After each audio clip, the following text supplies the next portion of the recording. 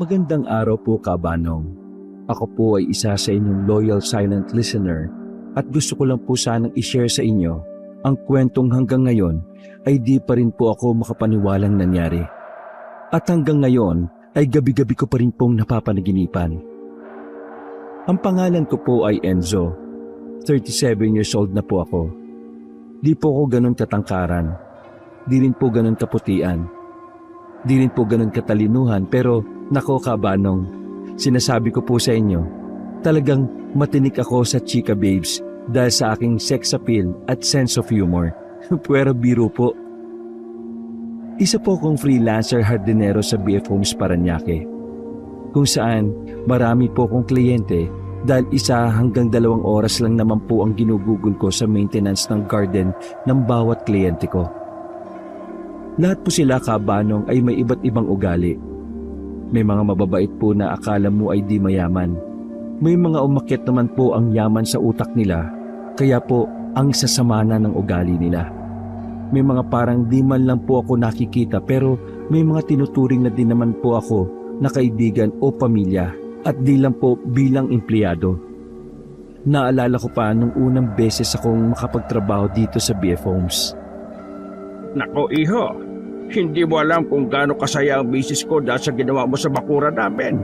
Talaga namang ang yabang niya sa mga amiga niya. Nako, nakakatuwa naman po. Sinunod ko lang naman po yung instruction ni ma'am sa akin, sir eh. Ayun na nga. Alam mo ba na nakailang hardinero na kami pero halos lahat sila hindi marunong sumunod at may sariling diskarte. Ganun po talaga yung iba, sir eh. Di nila naisip na mas dadali ang buhay nila, yung pagtatrabaho nila, pag masaya ang kliyente nila. Talagang passion mo ito, iho, ano? Opo, sir. Lola's boy po kasi ako eh. At ito ang paboritong banting namin ng lola ko. Tuwing nasa garden ako, lagi kong ini-imagine na kasama ko pa din ang lola ko. Nakakatuwa ka naman. Marami ka bang kliyente ngayon? Yun na nga, sir eh. Patumal ng patumal na. Sinusubukan ko naman po mag-alok-alok dito sa BF, sir, pero di naman nila ako pinapansin eh. Maraming matapobre dito. Teka, iho. Tatawagan ko yung anak ko para matulungan ka niya. Maya-maya pa ay kausap na niya ang kanyang anak sa telepono. Yes, hello Dad. O anak, busy ka ba? Hindi naman po masyado. May problema po ba? Kasi may ihingi la sana ako ng pabor sa'yo. Anything Dad, anong kailangan? Meron kasi kaming kinuhang hardinero ng mami mo. Talagang nagustuhan siya ng mami mo kaya gusto ko sana siyang tulungan para pambawi man lang sa kanya. Paano ba tayo makakatulong yan Dad? Di ba presidente ka ng HOA dito? Baka pwede mo naman siyang marekomenda sa mga homeowners dito. Pwede Dad. Sakto, magkakaroon kami ng meeting bukas. Ano bang pangalan niya saka contact information para ma-recommend ko siya sa mga ibang homeowners? At doon na nga po nagsimulang dumami ang aking mga kliyente sa BF Homes. Mahal ko po silang lahat, Kabanong, dahil pinagkakatiwalaan nila akong lahat. Ngunit ang pinaka hindi ko makakalimutan at pinaka tumatak po sa akin ay ang kliyente kong sina Ma'am Nina at Sir Andrew. Nung in-interview po nila ako sa kanila bilang hardinero, ang una ko pong napansin, Kabanong, sobrang laki ng bahay nila. Sa tingin ko nga po, Kabanong, di lang sila milyonaryo eh. Feel ko po bilyonaryo sila. Sobrang ganda din po ang mga sports car at big bike nila, Kabanong. Sa tingin ko po isa pa lang po sa mga yun mas mahal na po sa pinagsama-samang yaman ng buong kamag-anakan ko. Bukod sa malaking bahay, Kabanong, meron pa po silang swimming pool na talaga namang mas malaki pa po sa mga pool sa resort sa Laguna.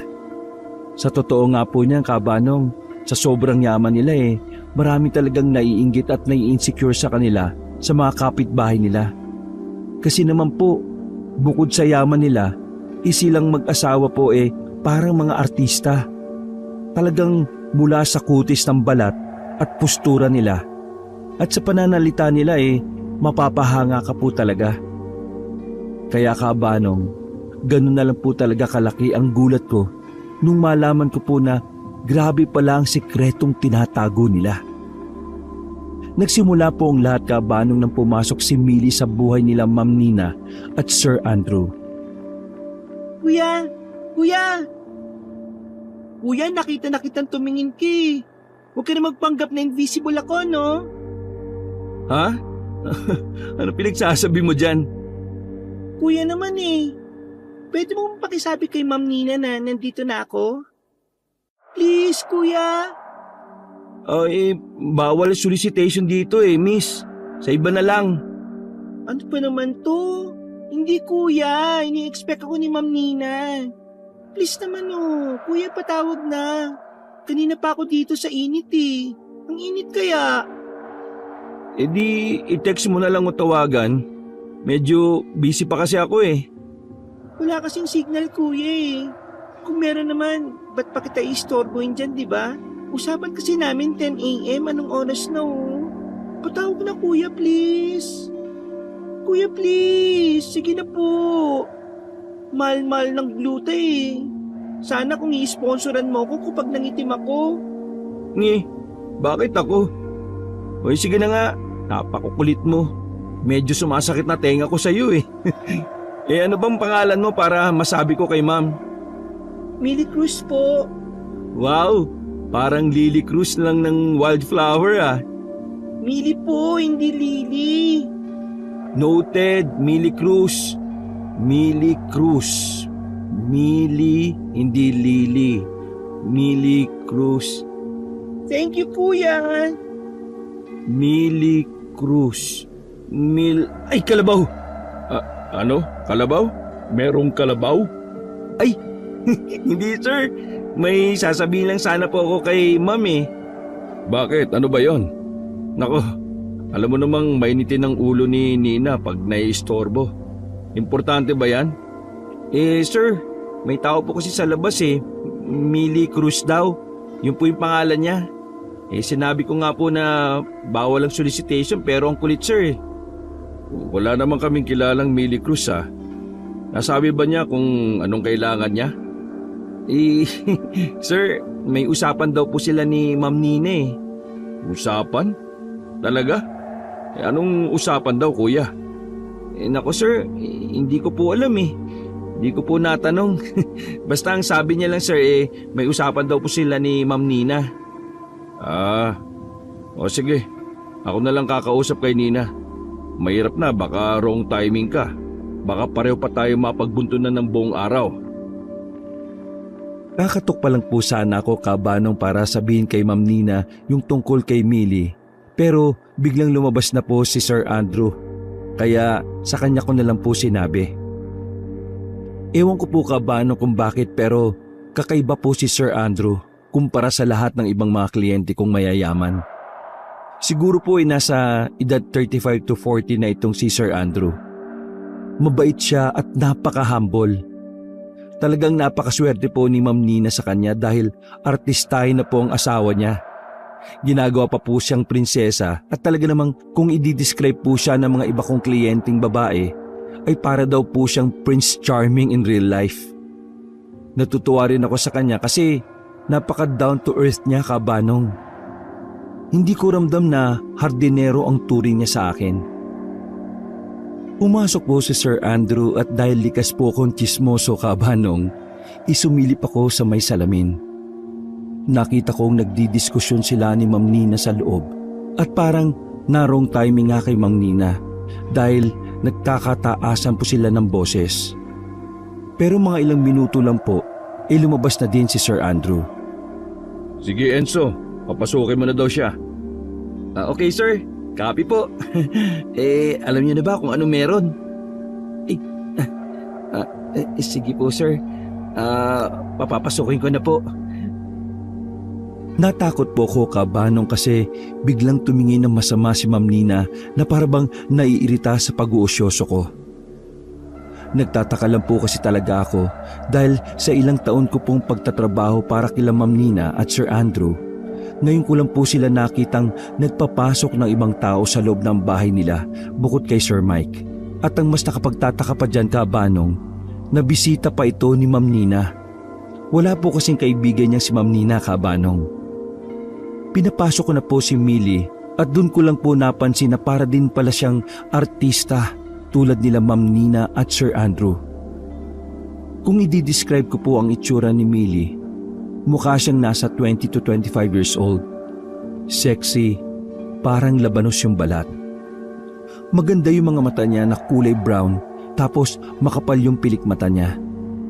Yung buhok niya, itim na hanggang bewang.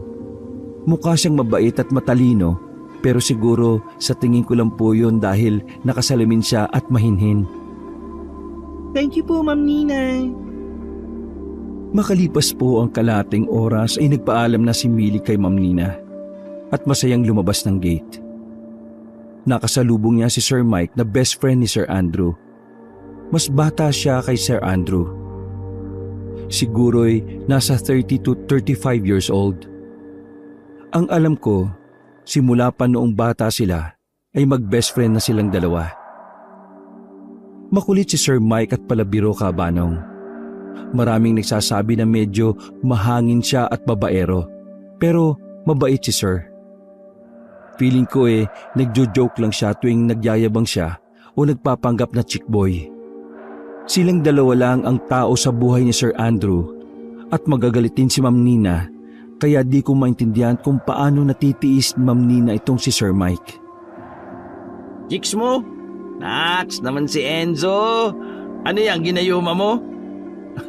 Naku sir, hindi no, ang bata-bata pa niyan. Bisita yan ni Ma'am Nina.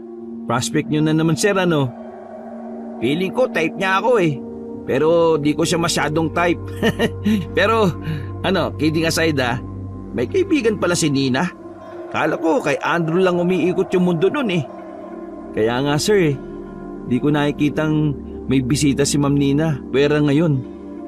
Alam mo, di naman talaga ganyan si Nina Dati, maraming kaibigan yan. Pero nung unang beses niyang makunan, nakko, sobrang nagbago ugali niyan.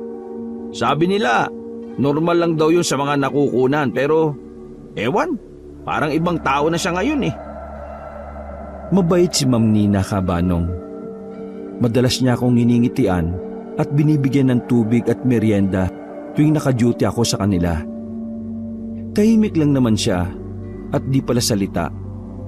Pero siguro dahil lagi siyang nabubuntis pero lagi din di natutuloy-tuloy, naiisip ko pa lang na may isang nanay na paulit-ulit na lalaglagan, nadudurog na ang puso ko. Sobrang ganda ni Ma'am Nina dati, pero feeling ko dahil sa depression niya, kaya napabayaan niya na ang kanyang sarili. O baka dahil din sa katandaan. Ang alam ko kasi mas matanda si Ma'am Nina ng konti kay Sir Andrew. Kasi madalas ko silang naririnig na nag-aasaran dati dahil tinatawag na ate ni Sir Andrew si Ma'am Nina. Ngayon Kabanong tumaba na po si Ma'am Nina. Nagkaroon na siya ng mga tigyawat sa mukha at panay na din sugat ang dati niyang makinis na balat. Hindi ko pinagpapantasyahan sila Millie at Ma'am Nina. Sadyang na-appreciate ko lang ang ganda nila. Mahal na mahal ko ang asawa at dalawang anak ko. At hindi pumapasok sa isipan kong may gawing masama para mawala sila. Sa totoo lang, mga silent listener mo din sila, Kabanong. At talagang di kami pwedeng kumain nang hindi po nagpe-play ng isa sa mga istorya mo. Mabalik po ako sa kwento, Kabanong. Itong si Sir Mike, best friend ni Sir Andrew. Mabait rin siya at parang barkada rin ang turing niya sa akin. O siya, sige Enzo. Pasok na ako At baka namimiss na ako ni Sir Andrew mo My love, so sweet. Palabiro ka talaga, sir. O sige na po. Lilipat na din ako maya-maya. Okay, see you na lang ulit, Enzo. Huwag mo ako mamimiss agad Nang matapos po ko sa ginagawa ko ng halos kalahating oras lang, ay nagulat ako dahil nakasabay ko pa sa paglabas si Sir Mike. O sir, bakit uuwi na din kagad kayo? Ay nako, wala kasi sa mood si Ma'am Nina mo Na-bad trip yata kay Andrew dahil dun sa Millie. Bakit, sir? Nagsiselos po ba si Ma'am Nina dun sa kay Millie? Di ka dig chismoso ano? Kalalaki mong tao, Enzo, ganyan ka ha? Hindi po, curious lang po ako, sir. Kala nyo naman, hindi nyo din isi-share sa akin eh. Joke lang. Hindi eh. Di ata sila nagkasundo kung stay in o uwian yung katulong. Eh sabi ni Andrew, matatanggap niya pa daw kung uwian. Ang kaso, pinag-stay in pa. Kaya ayun, LQ. Ano po? Bakit? Katulong po ba yun? Parang ang ganda niya naman para sa katulong. Parang artistahin kasi si Millie Cabanong. Kaya laking gulat ko na katulong ang papasukan niya. Kala ko kaibigan lang talaga siya ni Ma'am Nina. Well, kung iisipin nga naman, parang imposible na magkaroon si Ma'am Nina ng kaibigan dahil sa ugali niyang yon. Ang isa pang nakapagtataka kung bakit pag-aawayan pa nila kung stay in o uwian yung katulong. Ewan ko ang naiisip ko lang na dahilan kung bakit issue sa kanila na may ibang tao sa bahay dahil may tinatago sila. Nagsimula nang mag-stay in at magtrabaho si Millie. Mga ilang linggo na ang lumipas. Napapansin ko na napapadalas na ang pag-uusap at pagsasama ni Millie at ni Sir Andrew. Nakakaya naman, sir, kung sasamahan niyo pa ako. Kaya ko naman na mag-grocery mag-isa Magagrab na lang po ako. Ano ka ba? Wala yun. Gusto ko lang kasing masiguro na mga tamang brand yung pipiliin mong item. Medyo maselan kasi yan si Ma'am Nina mo Di ba magagalit si Ma'am Nina, sir? Natatakot kasi ako sa kanya Ano ka ba? Para kay Nina nga tong gagawin ko kung tutuusin. Akala ko ay di ako nakikita ni Sir Andrew na nakatingin. Kaya nabigla ako nung pinansin ako ni Sir Andrew. Enzo, pag ginanap ako ni Ma'am Nina, sabihin mo umayos lang saglit ha. Tapos pag ginanap naman si Millie, sabihin mo lang na nag-grocery. Sige sir, copy po. Feeling ko naman ay walang mali siya ang madalas na pag-uusap at pagsasama nila kasi sa totoo lang, mabait naman si Sir Andrew sa lahat. Alam naman ng lahat na mahal ni Sir Andrew si Ma'am Nina. Ni hindi na nga maintindihan ng tao kung bakit nagtsatsaga pa din si Sir Andrew kay Ma'am Nina. Kasi naman sumama na ng husto ang ugali niya. Pagkatapos ay nagpabaya pa siya sa sarili niya. Pero sa tingin ko, talagang mabusilak lang ang puso ni Sir Andrew at nakikita niya si Ma'am Nina na hindi sa panglabas nito. Habang napapadalas ang pagkikita ng dalawa, si Ma'am Nina naman ay madalas na ang pagkawala sa bahay na sobra na nakapagtataka. Isipin mo yon, ang tagal-tagal ko nang nagtatrabaho para sa kanila, pero ngayon lang, as in ngayon lang, umaalis-alis na si Ma'am Nina ng bahay nang di kasama si Sir Andrew. Naririnig ko nga sa mga ibang kliyente ko na ang tanga-tanga raw ni Ma'am Nina para di bantayan si Sir Andrew. Ngayon na may magandang katulong sila. Feeling daw nila may chance na magkagusto si Sir Andrew kay Millie. Bukod sa sexy at maganda ay mabait pa. Pero sabi nila na sobrang nakakahiya daw kung sakaling ipagpalit siya ni Sir Andrew sa mas batang katulong. Nakakatawa nga kasi yung iba naman sinasabi na may tsansa na daw sila na magpapansin kay Sir Andrew dahil hindi na daw ito nababakuran. Enzo, kailangan kong tulong mo. Kailangan kasi natin itapon tong mga basura ngayon. Kung mas mabilis sana, mas maganda. Ay naku sir, hindi po ba kahapon yung kuhaan ng basura? Tapos next pa po sa susunod na linggo pa po ang kuhaan. Sa tingin mo ba iuutos ko sa iyo ito ngayon kung hindi ko alam na kuhaan ngayon ng basura? Ay, sorry po sir, hardinero lang po kasi ako Hindi ko po alam saan ko po ba matatapon yan. Sana po kung pwede ko pong itanim yan, itatanim ko yan sir.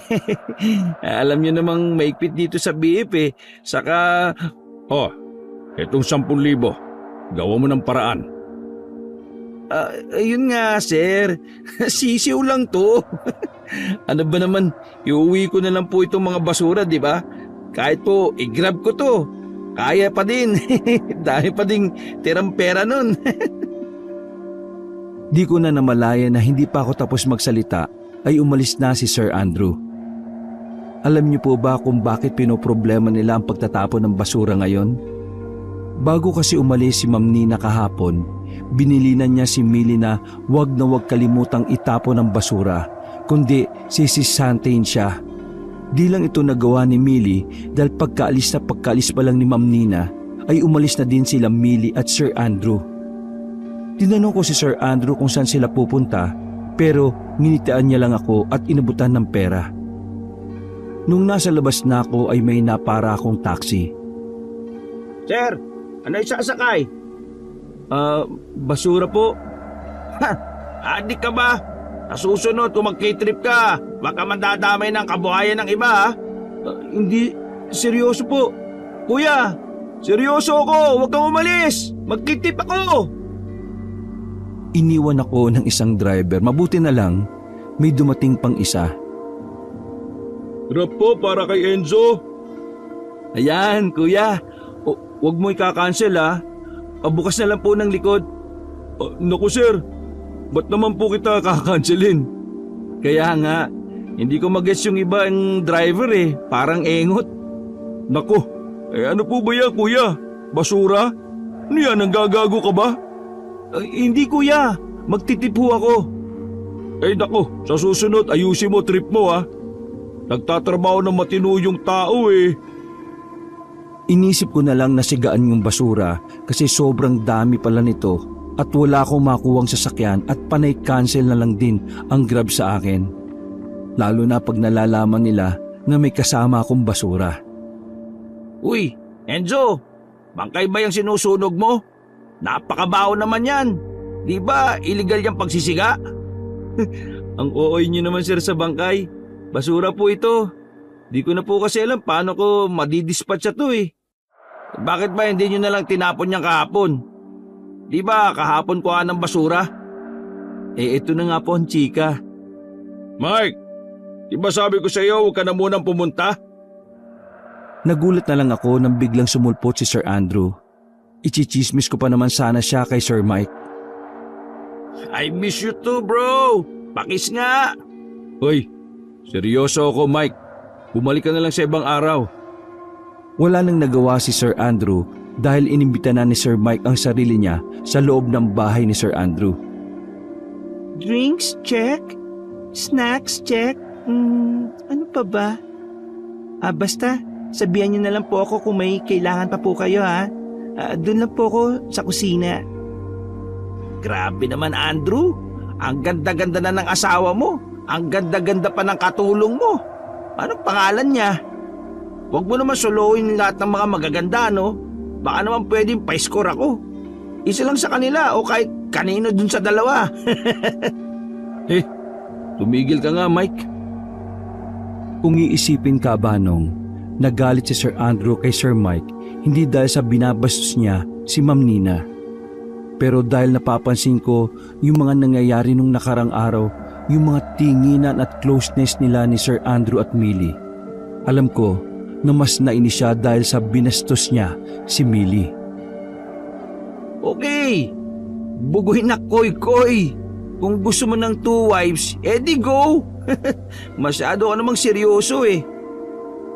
Oy miss, kung gusto mo ng mas gwapo at mas mabait na amo, tawagan mo lang ako ha. Di ako kasing sungit ang asungot mong amo. Tapos wala pa akong asawa, binata ko. Tiningnan ng masama ni Sir Andrew si Sir Mike. Tapos ay pumunta siya sa kusina. Parang may binulong siya kay Millie. Feeling ko ay sinita siya ni Sir Andrew dahil sa damit niya kasi na nakasando lang siya ng manipis. Tapos nakashort lang na maikli. Kaya biglang tumakbo si Millie sa kwarto niya. Pagbalik niya ay nakashirt na siya at nakapajama na. Lumapit sa akin si Sir Mike habang nagyoyosi. Chicks pa ni Andrew yung katulong nila? Grabe yung pagka-defensive niya kanina eh. Eto nga sir. atin-atin lang po to ha. Pero napapansin ko na may kakaiba dyan sa dalawang yan eh. Ha? Paanong kakaiba? Nakaka-intriga naman yan. Kasi nga sir, madalas kasing wala si Ma'am Nina ngayon.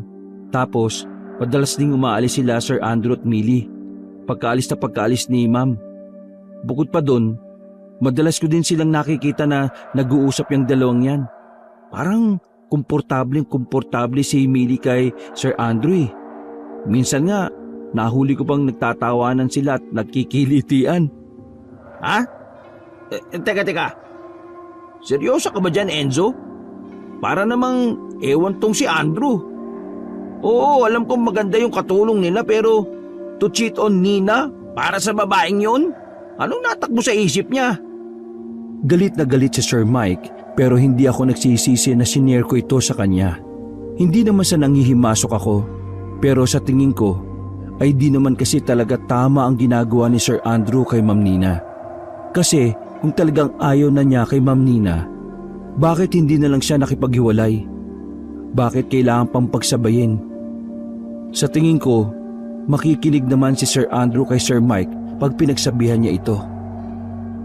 Hindi ko masyadong marinig yung pinag-uusapan nila, pero may naririnig ako na boses na sa tingin ko ay kay Sir Mike. Baliw ka na ba, Andrew? Kala ko ba titigil ka na? Ano na naman to? Hindi na mahalaga, Andrew, kung kanino ko nalaman. Halatang-halata naman kayo eh. Ano, ganyan ka ba kauhaw? Pati pag nahuli ka ni Nina, sa tingin mo mananahimik yun? Di ka na ba talaga nag-iisip? Nagbibiro lang ako kanina, Andrew. At dito tungkol sa akin ha. Sabi mo, magbabago ka na, di ba? Sabi mo, huli na si Nina. Mapapahamak tayong lahat sa ginagawa mo eh. Fine, tama ka. Buhay mo yan. Malaki ka na. Bahala ka na sa buhay mo. Matapos yung araw na yon, ay hindi na bumalik pa si Sir Mike sa bahay nila Sir Andrew. Mas madalas na ding nasa bahay si Ma'am Nina at iwas na din si Millie at Sir Andrew sa isa't isa. Kung titingnan ay parang nasa ayos na ang lahat. Pero kinukutuban pa din ako na di pa tapos sila Millie at Sir Andrew.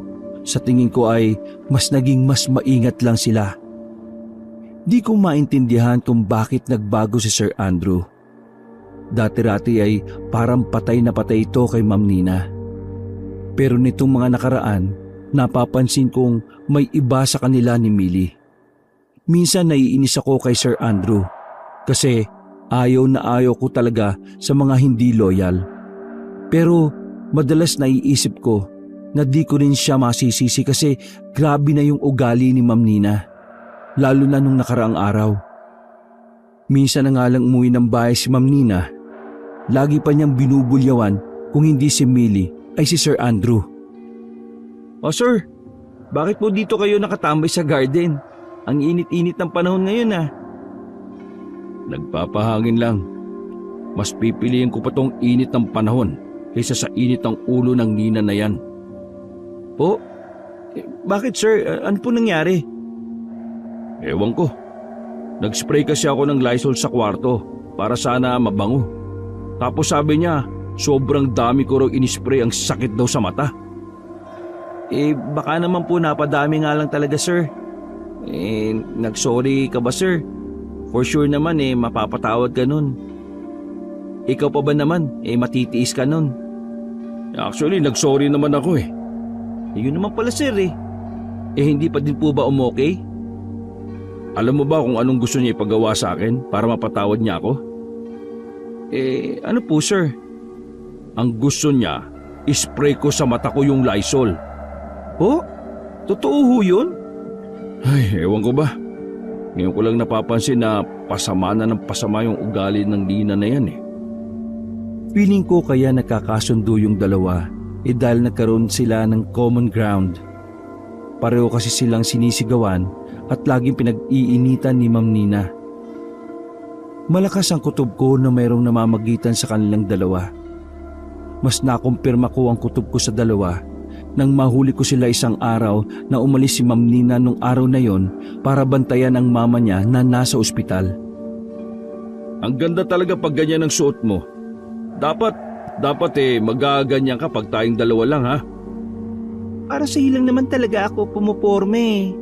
Alam mo, kung totoo yung sinasabi mo, na nagaganda ka sa akin, bakit hindi mo ako halikan? Kung alam mo lang, Mili, araw-araw kitang gustong halikan. Gusto kitang halikan sa noo, sa pisngi, sa lips, sa leeg mo, sa kahit anong bahagi ng katawan mo. Pwede mo naman akong halikan kung gusto mo talaga eh. Pwede mong gawin lahat ng gusto mo sa akin. Abay, gagawin ko talaga. Kung alam mo lang kung gaano ako kagigil sa'yo. Pwede naman, pero paano pag umuwi yung impacta? Wala akong pakialam. Gagawin ko kung anong gusto kong gawin sa'yo. Saka, ihiwalayin ko na din naman yun eh. Mas mabuti na yung mahuli niya tayo. Mas mapapabilis yung hiwalayan namin. I want you, Millie. Ikaw at ikaw lang ang gusto ko. Sa akin ka lang ha. Sa akin ka lang.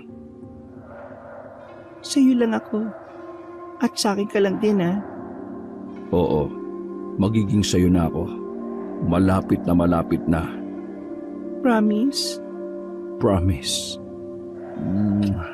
Cross my heart. I love you, Andrew. Ha? May nakasilip sa bintana. Napatigil sila kasi napansin ako ni Millie. Sinubukan kong tumakas pero naabutan ako ni Sir Andrew. Kinwelyuhan niya ako gamit ang isang kamay at habang tinututukan niya din ako ng baril sa ulo. Sir, sorry sir. Ano sa tingin mo ginagawa mo ha? Wala ako nakita, promise sir. Napadaan lang ako tapos napatingin saglit. Tapos umalis na ako kaagad sir. Bakit po? Ano po bang meron? Gusto mo bang hindi ka nasikatan ng araw? Sir, promise, wala po ako nakita. Sa totoo lang po, legally blind po ako sa kaliwa kong mata eh. Tapos 20% visibility na lang po itong kanan. Mukha ba ako nakikipagbiruan sa iyo, Enzo? Gusto mo bang iputo ko sa mata mo to ngayon? Sir naman, ibaba niyo na lang yung baril niyo. Please, may pamilya ako. Promise sir, wala po akong pagsasabihan. I don't give a damn. Pag ito lumabas, sinasabi ko sa iyo, Enzo, malalaman mo kung sino talaga ako. Ilang buwan pa ang nakalipas. Nagkaroon ng mabigat na problema sila Sir Andrew at Millie. Andrew, sa tingin ko buntis ako. Totoo? Buntis ka? Yes! Yes! Magiging tatay na ako! Hindi ko pa naman sigurado. Saka, ang saya-saya mo, paano si Nina? Ayaw kong lumaki yung anak ko na nakikita niyang may ibang asawa yung tatay niya. Hihiwalayan ko siya. Ngayon mismo. Ikaw na ang asawa ko. Ikaw na magiging nanay ng mga anak ko. Gagawin mo yun? Totoo na ba talaga? Lagi mo sinasabi yan pero hanggang ngayon, hindi mo pa din siya hinihiwalayan. Naawa kasi ako sa kanya dati. Kahit papano may pinagsamahan din naman kami. Pero ngayon, buntis ka na. Siguradong sigurado ko na ikaw na ang gusto kong makasama habang buhay. Hindi ako naniniwala hanggat hindi mo ginagawa. Seryoso nga ako. Eto, tatawagan ko si attorney. Hello, attorney. Gusto ko na pong ituloy yung annulment namin ni Nina. Lumipas pa ang ilang araw at di ko na nakita si Ma'am Nina sa bahay. Nagkaroon pa ng usap-usapan dito sa BF na hiwalay na daw sila Ma'am Nina at Sir Andrew. Lagi nila akong tinatanong kung totoo ba yung balita. Pero di ako nagsasalita bilang respeto na lang din kina Sir Andrew. Nandiyan ba si Andrew? Kaalis lang po. Balik na lang po kayo maya-maya. Saglit lang daw naman po sila. Nako, hindi na. May abot lang akong papeles na kailangan niyang pirmahan. Pwede bang iiwan ko na lang to sa'yo? Sige sir, ilagay niyo na lang po dun sa porch. Iniisip ko kung may alam ba si Sir Mike dito at pumayag lang siya. Nakumpirma ko na lang na hindi pala pabor si Sir Mike sa desisyon ni Sir Andrew. Nang bumisita si Sir Mike, narinig ko silang nag-usap ni Sir Andrew. Nakapagdesisyon na ako, Mike. Kung pupunta ka dito para baguhin yung isip ko, huli ka na. Ano ka ba naman, Drew? Napakatigas ng ulo mo. Ano na lang sasabihin sa'yo ng mga tao? Pinagpalit mo si Nina? Sa ano? Sa katulong? Sa mas bata? Anong pakialam ko sa ibang tao? Mas iisipin ko pa ba sila kaysa sa sarili ko, Mike? Bro, ikaw lang ang iniisip ko. Pinagsasabi mo naman dati, di ba? So, bakit mo kailangan pang makipaghiwalay? Kung alam mo lang, Mike, hirap na ako. Pag mas tumagal pa, mas di ko matitiis. Maraming ibang paraan, Andrew. Panay excuses yung sinasabi mo para sundin yung kapritsyohan mo. Wala kang alam, Mike. Ni ayaw na nga ni Nina na hinahawakan ko siya. Yun lang ba yung purpose ni Nina sa'yo? All these years? Di mo ba siya minahal? Mahal ko si Millie. Makakasalan ko siya. Mahal? Kayang ibigay ni Millie lahat ng pangangailangan ko. Bata pa siya. Maganda. Nakita mo na ba si Nina ngayon? So lumabas din yung totoo. Sinasabi mong mahal mo yung si Millie dahil nabibigay niya yung pangangailangan mo. Ano bang problema kay Nina? Tumaba siya ng konti? Medyo tumanda? Pero di ba normal yun?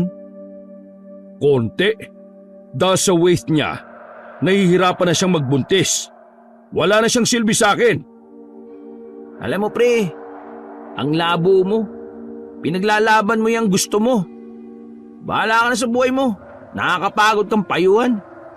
Ewan ko ba ba't sinusubukan ko pa ding ayusin yung utak mo. Lumipas pa ang ilang araw, nawala na ako ng balita kay Ma'am Nina.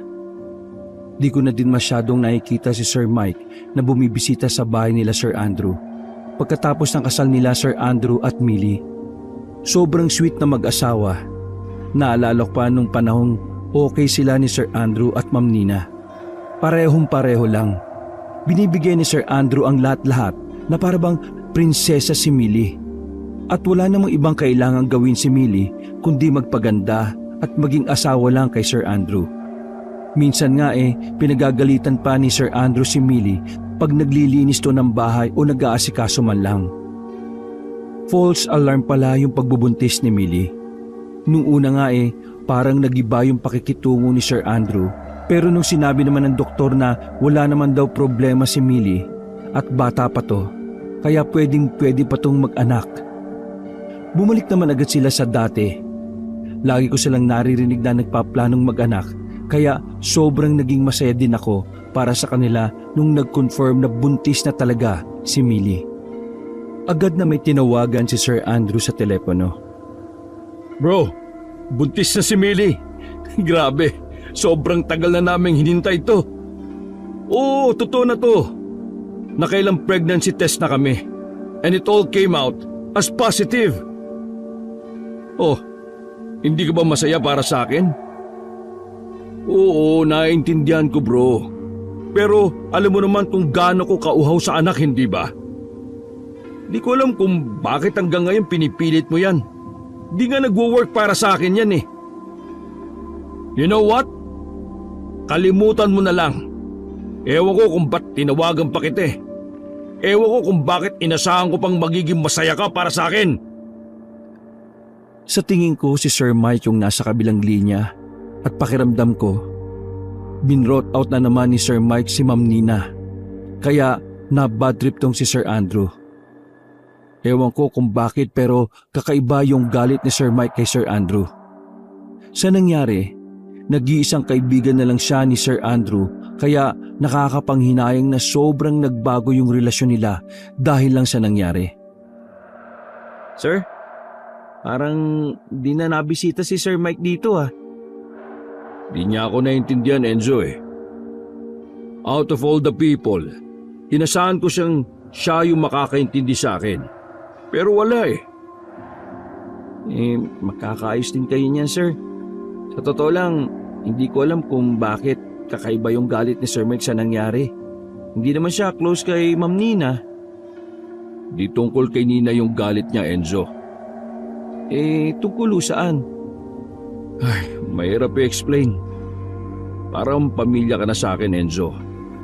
Sana pag nalaman mo, hindi magbago yung tingin mo sa akin. Di ko naman ginusto pero wala naman na akong choice. Hindi ko maintindihan kung ano ang ibig sabihin ni Sir Andrew doon. Pero di ko na din tinanong kasi nakita kong di pa handang i-share ni Sir Andrew kung ano man yon at mukhang sobrang personal din. Pero minsan hindi ko maiwasang mapaisip. Inischedule ko ng gabi ang pag-maintain ko ng garden nila Sir Andrew. Napakalaki kasi ng bakuran nila kaya kadalasan ay inaabot na ako ng ilang oras at nami-miss out ko yung appointment ko sa iba kong kliyente. Isang gabing busy ako, nagliligpit ng gamit ko dahil inabot na ako ng 10:00 dito kina Sir Andrew. Anong oras na din kasi ako nakapagsimula dahil hindi ko natansya yung dami ng kliyenteng nabook ko para sa araw na yon. Sino yan? Hindi ako natatakot sa'yo. Matalim tong gunting ko. Tsaka, member yung tatay ko ng Sige-Sige Sputnik Gang. Huwag ka magpapakita sa akin, sinasabi ko sa'yo. Kung magnanakaw ka man, nako, nandyan yung amo ko sa loob. May baril yun. Malimbayang pinasok mo. Kaya, mabuti pa sa iba ka nalang pumunta. Biglang may narinig siyang nagngingiyaw na pusa sa ibabaw ng bubong. Nag-aaway ito. Ay ala, pusa lang pala. Aatakin ako sa puso sa inyo Ako, malikpit na nga itong mga gamit ko para makauwi na. Nilikpit ko na yung mga gamit ko kahit hindi pa ako tapos sa pagtatabas ng halaman. Kasi sa totoo lang, natatakot na talaga ako at may ibang kutob talaga ako. Aalis na sana ako nang biglang, Si Millie? Narinig kong biglang sumigaw si Millie. Agad-agad akong napatakbo at sumilip sa sala kung saan nanggagaling yung sigaw. At laking gulat ko nang may makita akong itim na malaking tao na mabilis na tumatakbo papunta sa likod.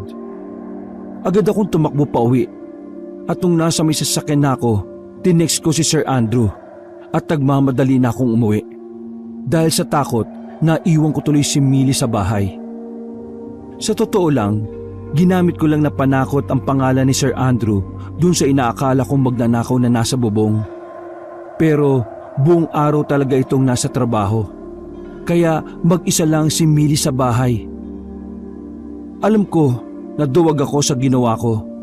Di ko man lang sinamahan si Millie sa delikadong oras. Sana'y maintindihan niyo ko dahil may asawa at mga anak ako.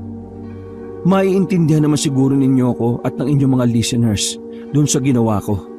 Dahil kung nagtapang-tapangan ako at may nangyari sa akin, hindi naman nila matutulungan ang pamilya ko dahil lang sa pagliligtas sa kanila.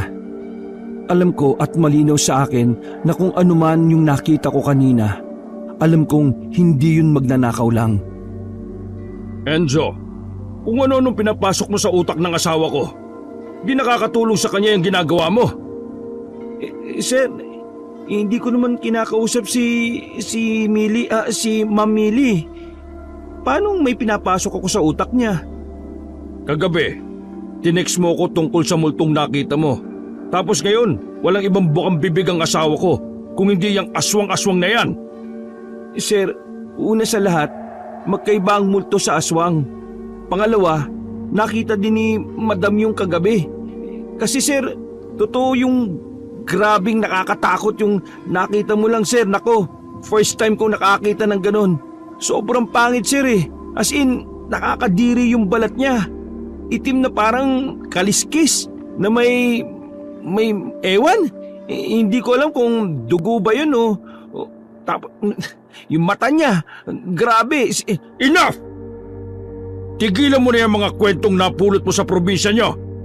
Hindi maganda yan sa mental health ni Minnie. Ngayon, dahil first time niyang nagbuntis, di nakakatulong sa kanya kung makakarinig pa siya ng mga ganyan. Pero sir, totoo. Sabihan mo si Millie na pusa lang yung nakita mo kagabi. Sir, hindi naman kasi 15,000. feel ko talaga sir, pusa lang yun eh. Ano pa nga ba isang itim saka isang kulay tilapia ba yung nakita ko nag-aaway? Kaya nako, pinag-aawayan nila yung babaeng pusa. Kaya yun, pusa talaga yun eh. Ay nako, pirwisyo talaga sa lipunan yung mga pusang yan oh.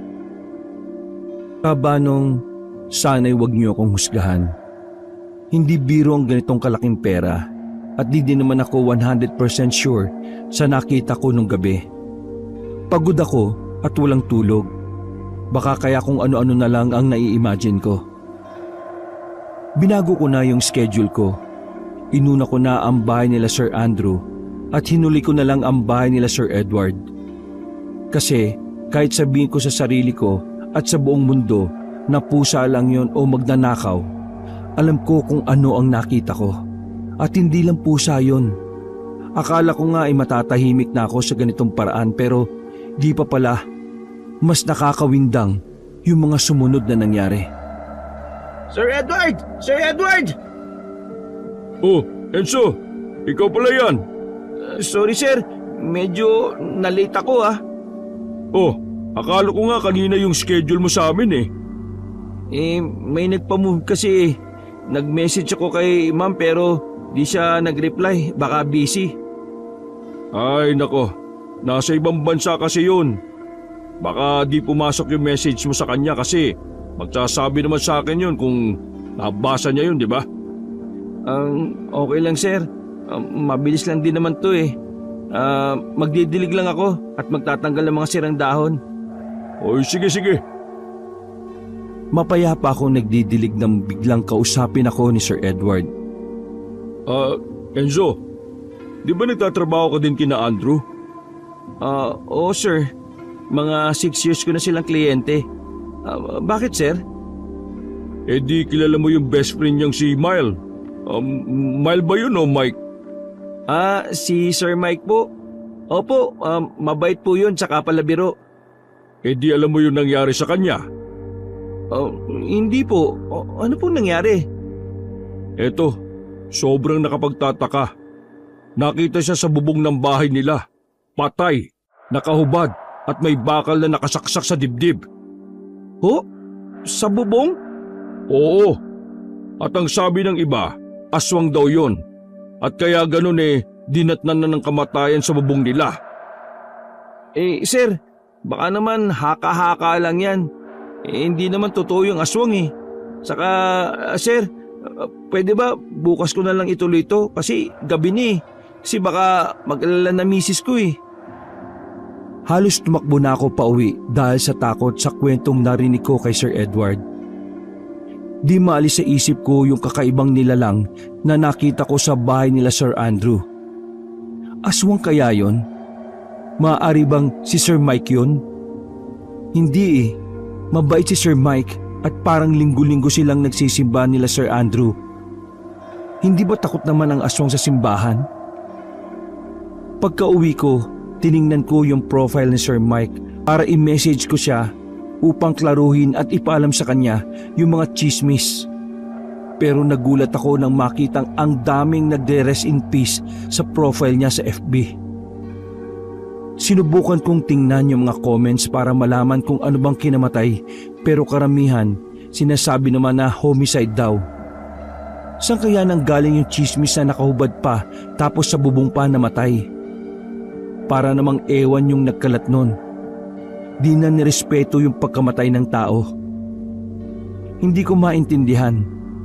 Totoo kayang ganun ang pagkamatay ni Sir Mike? Totoo kayang aswang siya? Siya ba yung nakita ko sa bahay nila Sir Andrew? O chismis lang kaya yung lahat? Gulong-gulo na talaga ako kaya kinabukasan, tinapangan ko na tanungin si Sir Andrew. Sir Andrew, pwede ba magtanong? Oo naman, ano ba yon?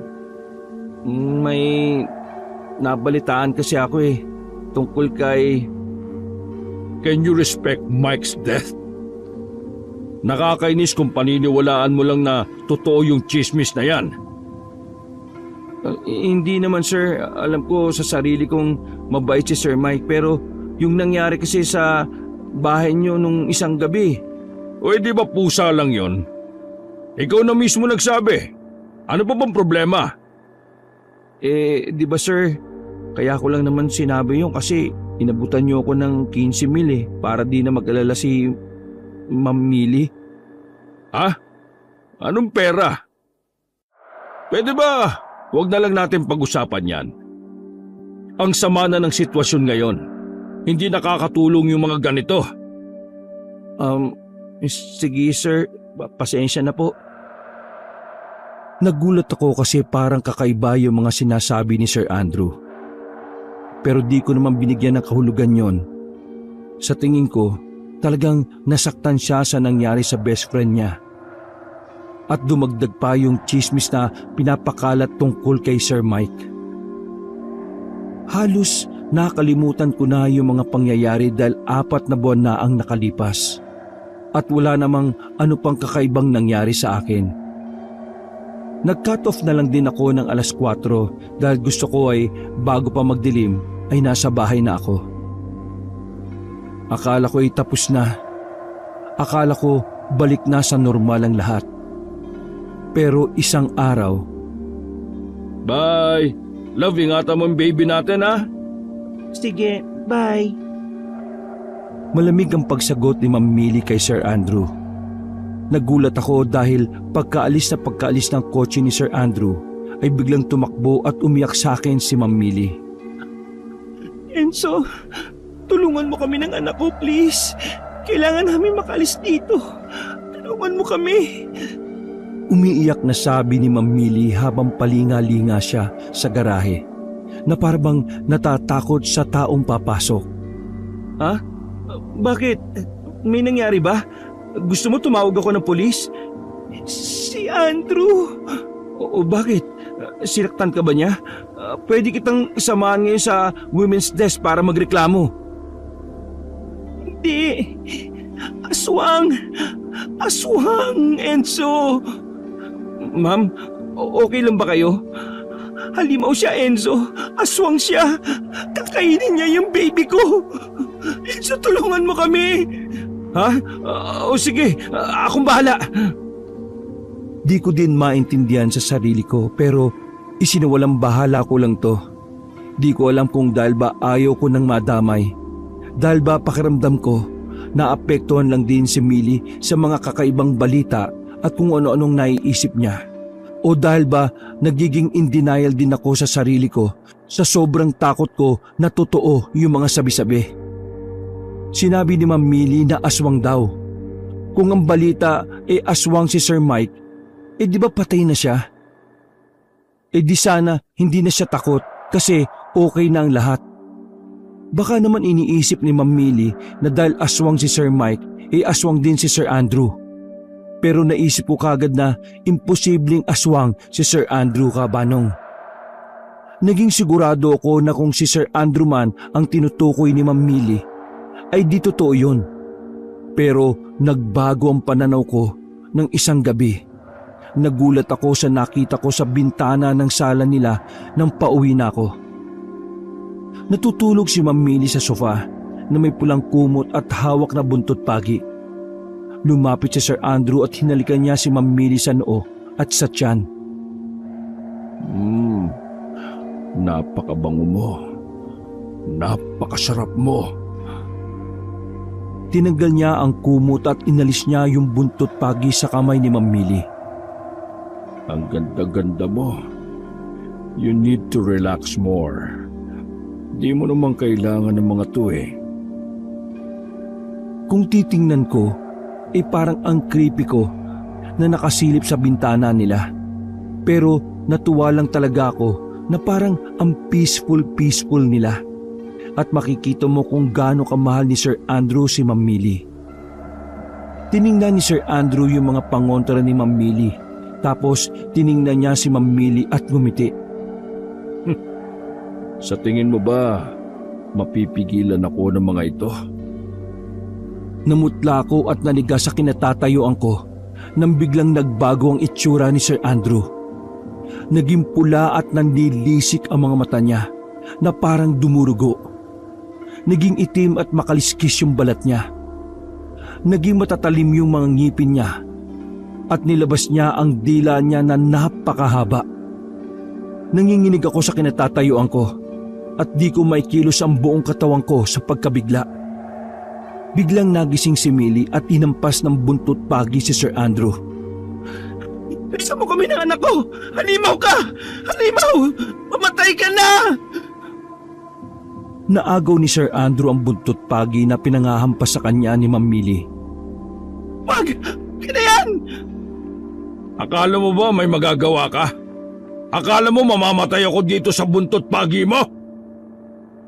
Tinulak ni Sir Andrew si Millie sa may lamesa at nabasag ito. Andrew! Tama na! Anak natin to! Maawa ka naman sa kanya, please! Masasanay ka din. Mas magiging madali sa'yo to kung hahayaan mo na lang ako. Sabi mo mahal mo ko. Bakit mo to ginagawa? Oo, mahal kita. Di naman kita gustong saktan eh. Kung hinahayaan mo ako sa gusto ko. Hindi mo makuha ang anak ko. Ilalaban ko sa kahit mamatay na ako. Sinikmuraan ni Sir Andrew si Ma'am Millie.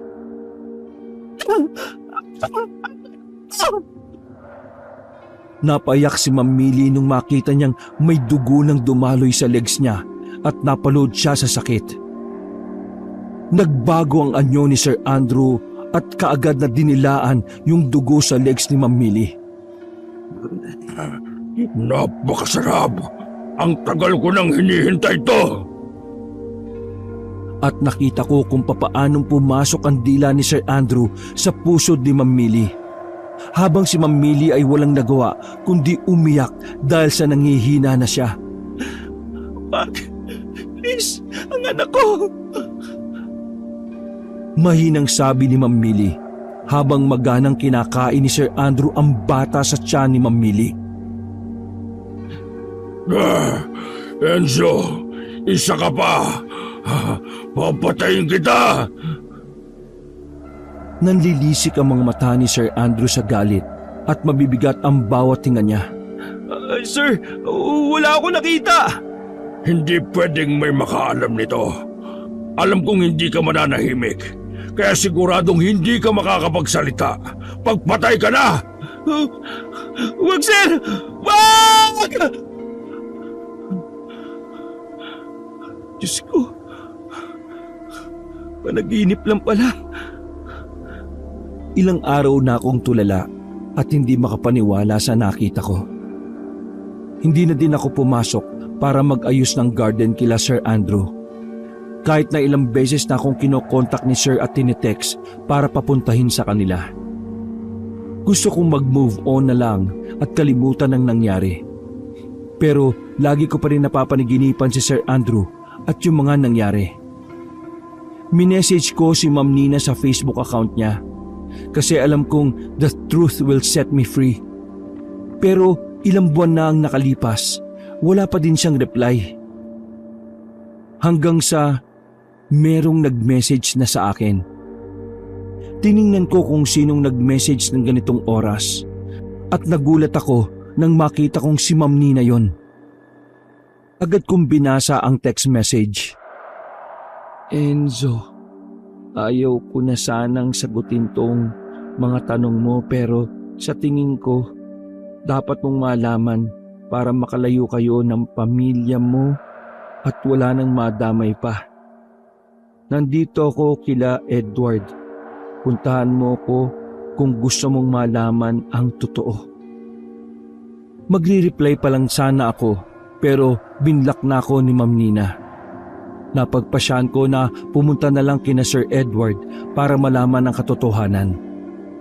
Alam kong di ako matatahimik hanggat hindi ko nalalaman ang totoo. Alam kong importante ang sasabihin sa akin ni Ma'am Nina. Sir Edward! Sir Edward!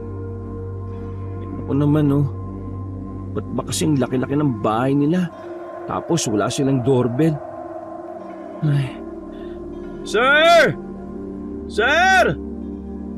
Ang init, sir! Baka naman! Enzo! Oh, napadaan ka. Di ba wala ka namang schedule ngayon? Sir, Pinapunta ako ni Ma'am Nina dito eh. Nina? Sigurado ka ba? Oo sir, tingnan niyo itong message niya sa akin sa FB oh. Sabi niya nandito daw siya eh. Ha? Kailan yan? Kagabi lang to sir. Ito oh, tingnan niyo yung date. Bago siya umalis. Ang weird naman. Alam mo ba kagabi, nagpaalam lang yan na bibili sa 7-Eleven, tapos hindi na siya bumalik at di na nagparamdam? Nag-aalala nga ako, baka napano na siya eh. Bakit sir? Nasa panganib ba si Ma'am Nina? Halika, pumasok ka muna dito sa loob para walang makarinig sa atin. Sige sir. Paupo ka. Gusto mo ba ng kape? Tubig? Juice? Tubig na lang sir. Pa-request na lang ng ice. Grabe init ngayon sir eh, nakakamatay eh. Kaya nga eh. Oh, eto. Alam mo Enzo, hindi ka ba nagtataka kung bakit andito si Nina? Sa totoo niyan sir, nagtataka nga ako eh. Parang ang random naman na dito nagstay si Ma'am Nina. At para naman siyang ewan ng lapit-lapit niya lang pala sa bahay nila Sir Andrew eh. Ano ba yun? Ini-stock niya pa? Ganon? Pero hindi ko na din masyadong pinukusan. Nakakapagtaka yung nangyari sa akin ngayon eh. Kapatid ko si Nina at simula graduate kami ay di na kami nag-usap at kinamuhian namin ang isa't isa. Kaya imposibleng maisipan ni Andrew na nandito siya. Bakit naman makakapakialam pa si Sir Andrew kung nasaan si Ma'am Nina? Kasal na siya kay Ma'am Nili at may anak na sila. Napahinto ko kasi naalala ko bigla yung nakita ko. Panaginip lang ba yun? Pero hindi eh. Totoong totoo eh. Saka ilang beses ko siyang nakita di lang iisa. May alam ka no? Bigla ka namutla eh. Sa katunayan yan sir, may mga nakita kasi ako na di normal eh. Wala akong masabihan kasi sasabihin nila baliw o adik ako. Alam mo Enzo, naniniwala ako sa'yo. Bakit? Nakita mo din sir? Kinuwento sa akin ni Nina ang lahat. Nung una daw mala love story yung relasyon nila ni Andrew. Kaya ang daming naiinggit kay Nina. Kasi para kasi siyang si Cinderella na inahon ng Prince Charming niya sa harap. Alam mo ba na dati lang sales lady si Nina? Ho? Talaga ho? Akala ko laking yaman din si Ma'am eh. Hindi, mahirap lang kami. Hindi pa nakapagtapos siyang si Nina kaya mas naging mahirap ang buhay niya. Kaya talagang nung niligawan siya ni Andrew, nagbago ang buhay niya. Binigyan kaming lahat niya ni Nina ng bahay dito sa BF. Ha? Talaga? Bakit ikaw na lang yun nandito? Yung iba, ibinibenta nila. Yung iba, di matanggap kasi naging ma-pride kay Nina. Sobrang saya ko para kay Nina. Kahit di kami magkasundo kasi nakikita kong tinatrato siya ng tama ng asawa niya. Akala nga din daw niya ang swerte-swerte niya. Pero nagbago yung lahat nung 5 months na yung pinagbubuntis ni Nina. Kinausap daw siya ni Andrew. Sinabi daw ni Andrew yung totoong pagkatao nito at sinabi sa kanya na wala namang magbabago. Makukuha niya pa din lahat ng pagmamahal at luho na binibigay ni Andrew kapalit ng buhay ng anak niya. Totoo nga yung kasabihang wala talagang perpektong buhay. Isipin mo yon, marangyang buhay kapalit ng buhay ng anak mo. Hindi siyempre nung una, hindi pumayag si Ma'am nun. Nung una pumayag siya. Nasilaw kasi si Nina sa kasiyahan at karangyaan niya sa buhay. Kaya nung una pumayag siya pero nung nasa pangatlong anak na sila, ginusto niya na magkaanak talaga sinubukan niyang hindi pumayag sa kasunduan nila ni Andrew. Hindi naging masaya si Andrew. At sa kauna-unahang pagkakataon, nakita ni Nina yung anyong aswang ni Andrew at pinwersa nitong kainin pa din yung bata. Grabe nga yun, Sir Edward. Kung makikita mo lang yung itsura ni Sir Andrew, talagang nakakatakot. Ano? Nakita mo? Oo, at di mawala sa isip ko. Kahit naman siguro ako makakita ng ganun, baka mabaliw na ako. Pero alam mo ba kung ano yung pinaka nakakatakot sa naging sitwasyon ni Nina? Ha, Enzo? Ano, Sir? Tuwing pagkatapos ng pagkain ni Andrew ng bata, parang walang nangyari. Magiging sweet ulit siya at minamahal niya ulit si Nina at tinatrato na parang prinsesa. Minsan nga daw umaasa si Nina na sa sobrang pagmamahal sa kanya ni Andrew hindi nakakainin ni Andrew yung magiging anak nila uli dahil ayaw na niya. Pero wala Ilang beses nangyari yun, Enzo. Sobrang naawa na ako sa kapatid ko sa sinapit niya. Bakit hindi niya kagad sinubukang umalis? Akala mo ba hindi niya sinubukan? Ilang beses niyang sinubukan, Enzo. Sinubukan ko din siyang tulungan pero mayaman si Andrew makapangyarihan. Hawak niya pati gobyerno at mga pulis kaya tuwing nakakaalis si Nina, nahahanap lang siya ni Andrew at mababalik lang ulit.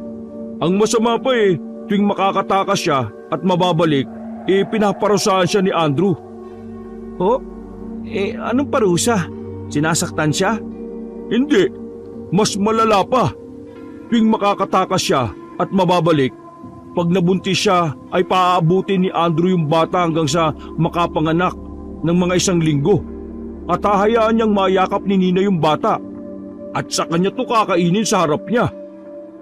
Alam mo bang na-mental pa yung si Nina? Pinadala ho siya sa mental ni Andrew? Pinadala ko. Nung una kasi hindi ako naniniwala Kahit sino naman kasi talaga hindi maniniwala. Paano kayo napaniwala? Nakita nyo? Nagpadala kasi sa akin ng pic at video si Nina ng bata. At pagkatapos ng 1 linggo, sabi niya, kinain na daw. Inutusan ako ni Nina na ipahukay yung libingan ng baby. At walang laman yun. Talagang hangin lang. Paano mo mapapaliwanag yun, di ba? Grabe pala talaga, no?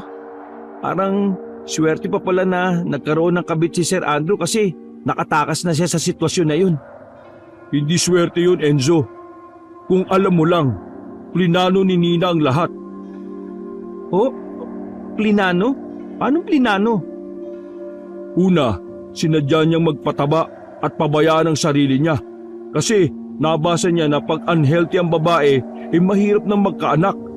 Tapos, patago din siyang nainom ng pills para di siya mabuntis. Pero nalilimutan pa din niyang minsan yung pills at nasuswertehang nakakabuo sila. Kaya nag-isip siya ng iba pang plano. Naghanap siya ng replacement niya. Alam ni Millie na ganun yung mangyayari sa kanya? Walang alam si Millie. Akala niya nakaswerte siya kay Andrew. Ang ginawa kasi ni Nina, naghanap siya ng tao na sa tingin niya worth it na maging replacement niya. Nakita niya yung si Millie na mahilig talaga sa may asawa at ilang pamilya na yung sinira niya. Kaya ginawa ng paraan ni Nina na matanggal sa trabaho si Millie. At nung naghanap si Millie ng trabaho, ikinontak niya kagad to para alukin magtrabaho sa kanya. Nung una nga ayaw pumayag ni Millie dahil ayaw niyang maging katulong lang. Pero nung inofera ni Nina ng 50,000 na sahod at pinakita niya kay Millie si Andrew, nag-set daw kagad ng meeting kinabukasan. Talagang basang-basa ni Nina na mahilig talaga tong si Millie. Yung pala yung araw na yun. Anong araw? Kasi andun ako nung araw ng unang pumunta si Ma'am Millie, dun sa bahay nila Sir Andrew. Kala ko pa nga mabait siya at inosente. Di mo talaga mahalata na may tinatago palang kulo. Baka ganun talaga gimmick niya, bait-baitan. Alam mo naman ng mga kabit talaga, pa-inosente sa umpisa Kaya nga Pero paano naman nakasiguro si Ma'am Nina na magugustuhan ni Sir Andrew si Millie? Parang loyal type naman kasi yung si Sir Andrew parang ang dami naman ng akit kay Sir Andrew dati pero loyal pa din siya kay Ma'am Nina. Ang sabi sa akin ni Nina, suntok sa buwan talaga yung plano niyang yun. Nakita niyang maganda si Millie tapos bata pa. At alam niya kung gaano kauhaw si Andrew sa anak. Kasi madalang na nga lang siyang makakain dahil sa pag-iingat ni Nina na hindi na siya magkaanak. Bukod daw dito talagang pinagmamaltratuhan niya si Millie para magalito sa kanya at mas manggigil pang agawan siya ng asawa. Kaya pala palaging sinisigawan at pinapahirapan ni Ma'am Nina si Millie noon. Oo, at kasabay nun alam niyang maawain si Andrew. Alam niyang pag nakita ni Andrew na kawawa si Millie mas magkakapakis siya dito. Kawawa naman si Millie. Sa tingin ni Nina, deserve naman ni Millie yun kasi asawa na may asawa, inaakit at pinapatulan niya. Saka sabi naman ni Nina, kung di papalag si Millie sa gusto ni Andrew mas dadali yung buhay niya. Saan pala si Ma'am Nina ngayon? Anong oras na, di ba delikadong nasa labas siya? Ayun nga kailangan kong hanapin yun at baka mapano. May tanong ka pa ba? Wala naman na. Nakakabigla lang yung mga nalaman ko pero salamat at nagkaroon din ng sagot yung mga tanong ko. Maraming salamat, sir. Matapos yung pakikita namin ni Sir Edward, dali-dali na akong umuwi. Agad-agad ko na ding inaya ang asawa ko na umuwi na lang kami sa probinsya, kasama ang mga bata. Nung una ayaw niya pa. Pero nung naipaliwanag ko na sa kanya ang lahat, naniwala na siya.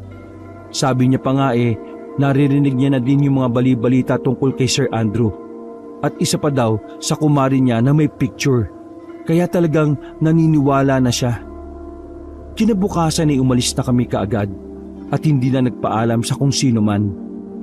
Wala na akong balita kila Sir Andrew at Ma'am Millie at di ko na din tinangkang mangialam pa. Para sa akin, hanggat ligtas ang pamilya ko, ay okay na ako.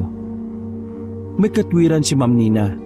Kaya nangyari kay Ma'am Millie yung nangyari sa kanya ay dahil pumatol siya sa asawa na may asawa.